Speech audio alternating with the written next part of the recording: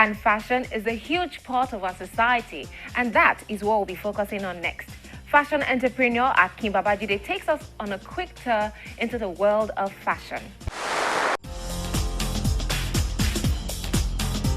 Fashion mogul Familusi Akin-Babajide has gone a full circle in the Nigerian fashion industry.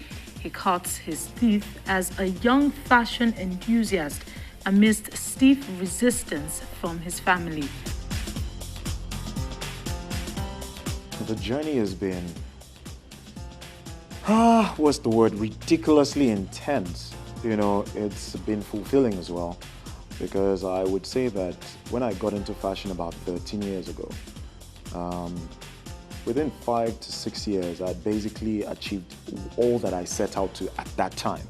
You know, I was this young mind, I want to do A, B, C, and I'd done D, you know, after 6 years. So what's the next frontier? How it was now a function of, okay, how can I give back to this industry that was basically just coming up at the time.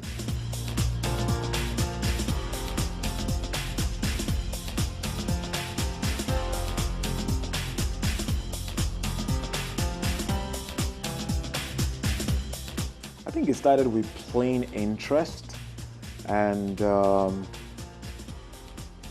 I think a little bit of being inquisitive, you know, like how was this made? How does this come together to look so good? How is it tailored to fit my form so well? What is this fabric they call Egyptian cotton? And why is Egyptian cotton better than if Nigeria had cotton, Nigerian cotton, for instance? So I started to do research and started putting together fabric types and then making shirts I started with back then. And I think for me, the way look is put together, you know, is still fascinating for me till date.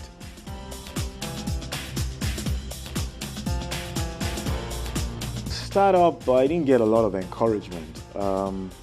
Friends, yeah, I mean, the first few shirts I made, they liked it. They mistook it for some other brand, some English brand.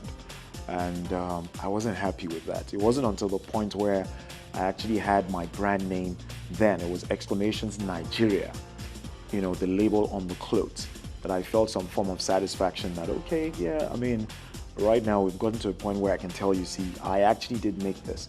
It took around another 2 years for me to start getting, you know, friends saying, okay, you know what, this is actually good. Let me get a shirt from him and all of that. Family, it was kind of tough because my mother would say, we sent you to school, because I was in school then. We sent you to school to read your books, not to make shirts. And then my father wouldn't understand it. He would say stuff like, man, my son wants to be a tailor, like what's going on? You know, so he couldn't really understand it. But I thank God that even before he passed away, he had the opportunity to wear some of my, you know, designs and proudly show it off to his friends, saying, you know, my son made this shirt, he made this suit. So yeah. The man who has over the years grown from being a designer to a fashion consultant for even other designers shares his own definition of style. Well, style to me is an individualistic expression of my innermost being, basically. Like the way you see me dress, the way you see me walk, the way you see me talk, what I eat, who I hang out with. You know, they're all different elements that come together to basically define my style. So I'll say style is basically an expression of you. I would like to think of, I don't think style, you choose elements of fashion, different elements of fashion to make up your own personal style.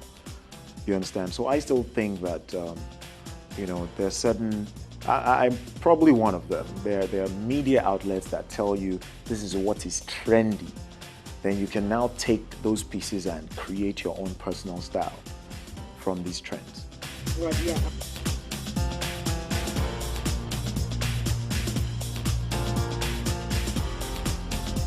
I think now is a good time to push Nigerian and African fashion. For instance, when we were starting, it was crazy. You know, I remember an experience going into one of my friends who was working in the bank, had been a client for a while. Most people on his level in his unit were wearing my stuff and they were feeling good about it. And then he thought, my boss should be wearing this. And he took me to see his boss. And, you know, the boss within 60 seconds is like, me? So shirt? My friend, would you leave my office? You know, so we got a lot of that. And then the fact that he had Nigeria on it, because we could easily have just packaged something and make it look good, put some, you know, UK brand label on it and sell to these guys. But I was adamant. I was like, you know what? They need to know that we're making this. So, I mean, at the point where we are now, that certain brands are being celebrated, you know, on an international, global level. I don't know why it is we're wired that way. Like, we wait for something to be accepted outside of our shores before we now embrace it. I don't know why it's like that, but I guess that's the way we're wired. But hey, it's a beautiful time. We're accepted out there. Now people are paying more attention, even in here.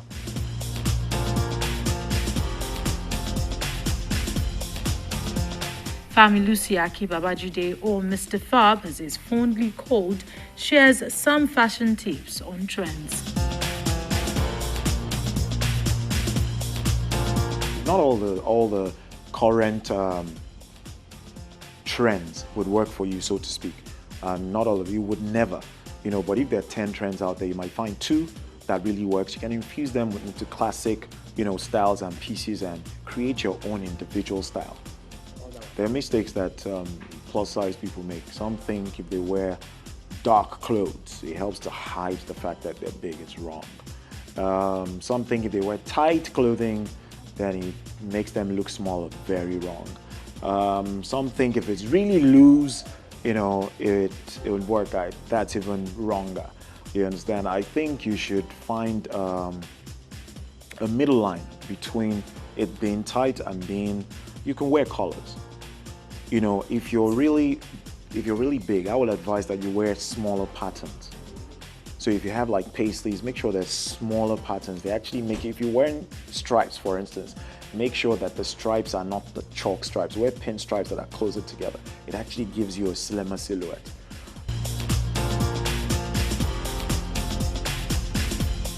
With this fashion tips from Mr. FAB, it shows how he added the word fabulous to the Nigerian fashion world.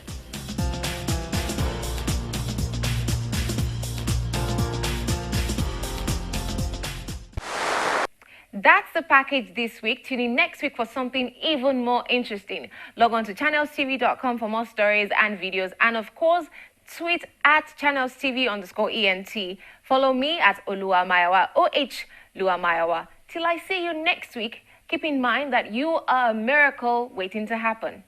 Love you.